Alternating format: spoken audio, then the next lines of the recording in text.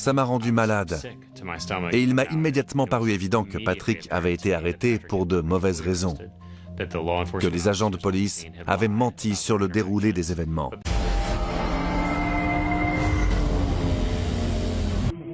Les policiers se dirigent immédiatement vers Patrick. Qu'est-ce qui se passe? Qu'est-ce que j'ai fait? Bonjour monsieur, comment vous vous appelez? Je veux pas aller en prison. Je sais pas du tout ce qui se passe.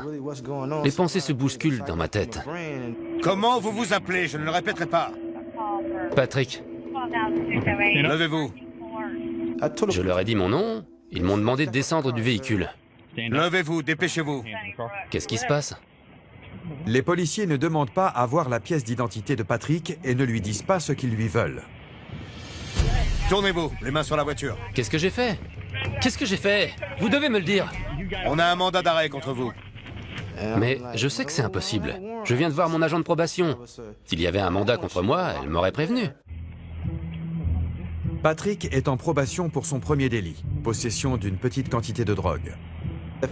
Si je vais en prison, ils révoqueront ma probation et j'en prendrai pour 7 ans. C'est surtout pour ça que j'ai eu peur. Je veux pas aller en prison. Les policiers se montrent inflexibles. Persuadés d'avoir arrêté le bon suspect, ils ne donnent pas à Patrick l'opportunité de s'expliquer. Ils se sont probablement dit que je mentais et que j'étais bien Michael Clay. Je viens de voir mon agent de probation. Je comprends rien à ce qui se passe. J'essaie de leur échapper ou au moins de gagner du temps. Je leur dis d'appeler mes proches plusieurs fois. Je leur demande d'appeler ma mère pour que quelqu'un puisse voir ce qui se passe et puisse témoigner. Non, appelez ma famille, s'il vous plaît. La situation dérape lorsqu'un agent dégaine son pistolet à impulsion électrique. Reculez ou je tire. Allez! Quand j'ai vu le taser, j'ai eu peur. J'avais pas envie de me prendre une décharge. Je vais tirer. Écarte-toi. Vous devez m'expliquer ce qui se passe. Reculez, sortez du véhicule. On va pas le répéter. J'ai entendu tellement d'histoires sur des gens qui se sont pris des coups de taser. Certains en sont morts. Et en quelques secondes, la situation dégénère. Dépêchez-vous. Éloignez-vous.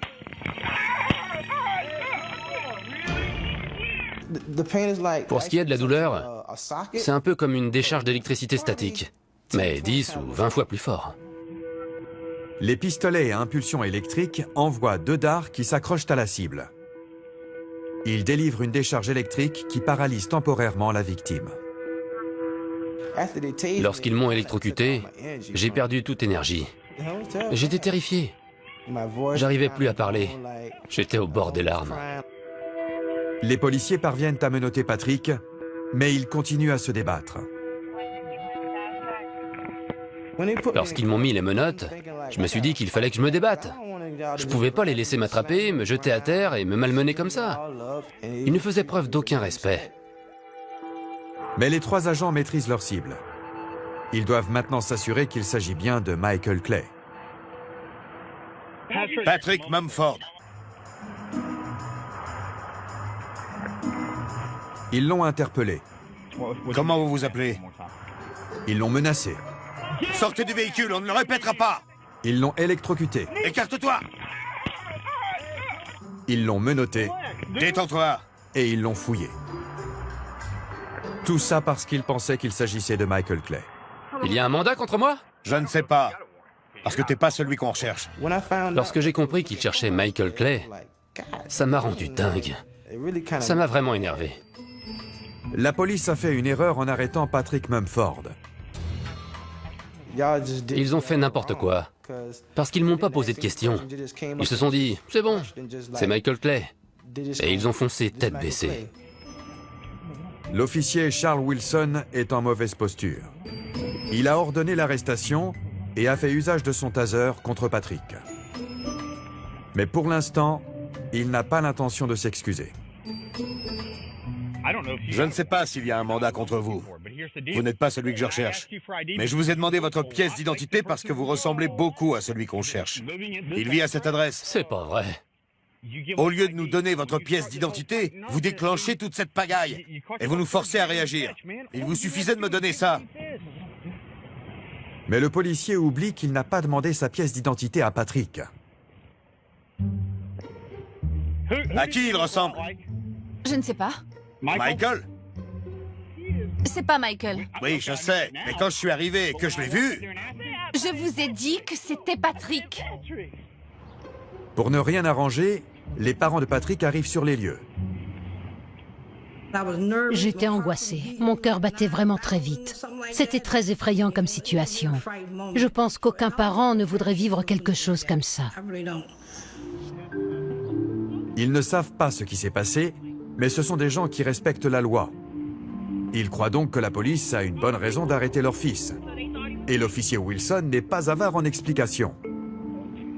On lui a demandé sa pièce d'identité et il s'est pas montré très coopératif. Ils ont essayé de nous convaincre, mon mari et moi. Il n'a pas coopéré. C'est ça le problème. Même s'il n'est pas celui qu'on cherche. Il n'a pas voulu s'identifier. Tout a été filmé. Il voulait que ma mère me voie comme le méchant de l'histoire. Je lui ai demandé sa pièce d'identité 3 fois. Tout a été filmé. Les policiers reprochent à Patrick de ne pas leur avoir montré sa pièce d'identité. Il a dit à mes parents, je lui ai demandé sa pièce d'identité 3 fois. Et quelques instants plus tard, c'était devenu 4 fois. S'il est dans cette situation, c'est parce que je lui ai demandé 4 fois sa pièce d'identité et qu'au lieu de nous la donner, il est resté dans sa voiture et nous a poussés à bout. Je lui ai demandé 4 fois, tout a été filmé, 4 fois.